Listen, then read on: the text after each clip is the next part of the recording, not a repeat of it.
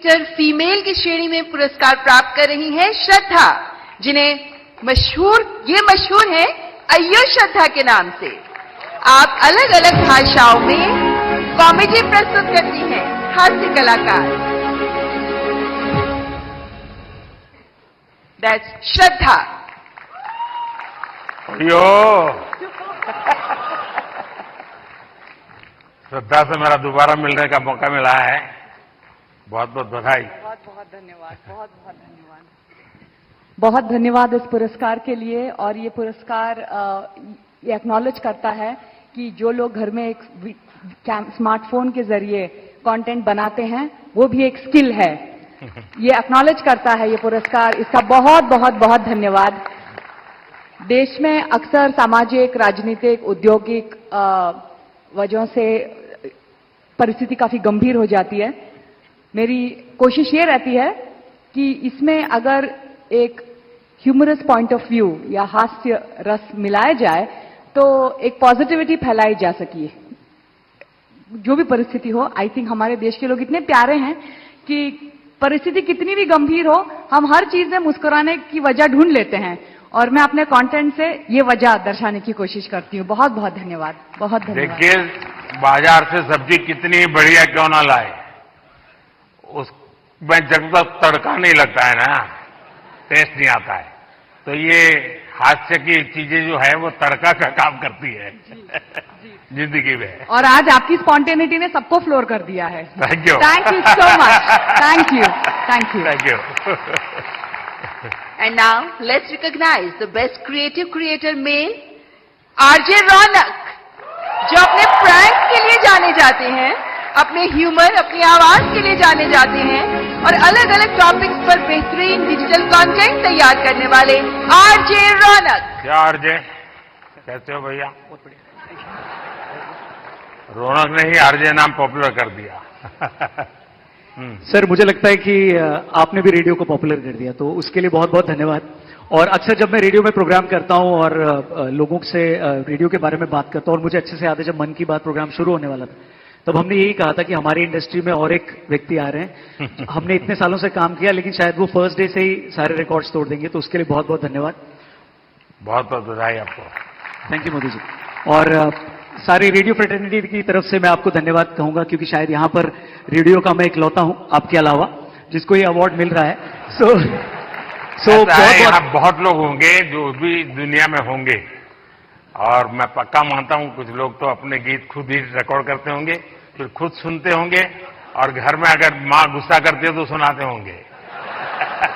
बिल्कुल। सबकी तरफ से मैंने सोचा था पहले कि कभी मैं ऑनरेबल प्राइम मिनिस्टर से मिलूंगा तो मैं उनसे बउआ के स्टाइल में वही कहूंगा जो मैंने बहुत सारे हजारों लोगों को कहा है, नमस्ते सर, मैं बउआ बोल रहा हूं। बहुत बहुत धन्यवाद। थैंक यू भैया। And now moving on to the best creator in food category, and the award goes to Kavita's Kitchen। एक हाउसवाइफ जो बन गई digital entrepreneur. She has played a vital role in celebrating the rich culinary heritage of India.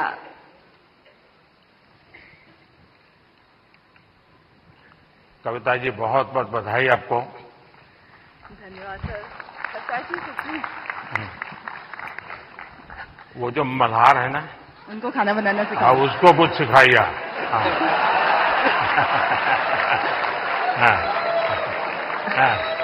Sir, धन्यवाद इस पुरस्कार के लिए। और मैं खाना बनाना सिखाती हूँ लोगों को, और मैं चाहती हूँ कि घर के जो फैमिली मेंबर है वो घर के हर मेंबर को खाना बनाना सिखाए, क्योंकि कोविड के टाइम पे हमें पता चल गया कि खाना बनाना कितना जरूरी है सीखना। तो पढ़ाई के साथ साथ इसको भी हम अपनी लाइफ स्किल में ऐड करें तो ज्यादा अच्छा होगा। और साथ में मैं चाहती हूँ कि जैसे स्कूल वगैरह में हम बच्चों को बाकी चीजें पढ़ाते हैं, तो उसके साथ अगर हम एग्रीकल्चर भी सिखाएं तो बच्चों को ये पता चलेगा कि एक अनाज उगाने में कितना मेहनत होता है। तो शायद उसकी वजह से फूड वेस्टेज कम होगा, और खाना बनाने में कितनी मेहनत होती है तो उसकी वजह से भी वेस्टेज को हम रोक सकते हैं। तो ये मेरी सोच है, मैं चाहती हूँ कि ऐसा अगर हो तो फ्यूचर में अच्छा होगा। अच्छा हुआ आप इस काम को किया, और आपके कारण लोग जानेंगे, कि वरना हमारे गुजरात के लोगों का एक स्वभाव रहा है, वो सैटरडे शाम को कहीं के रेस्टोरेंट ढूंढते रहते हैं, फास्ट फूड। और फिर वहां मैक्सिकन कहाँ मिलेगा, पिछले सप्ताह मैक्सिकन लिया, इस बार इटालियन कहाँ मिलेगा। और अगर वो कुल्लू मनाली जाएंगे तो यार गुजराती डिश कहाँ मिलेगा।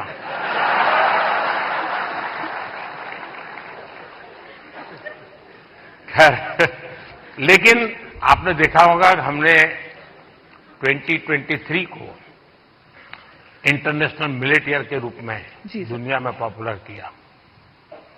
हमारे यहां परंपरागत रूप से मिलेट खाया जाता था, लेकिन आज हमारे डाइनिंग टेबल पर से वो खो चुका था, फिर से आ रहा है।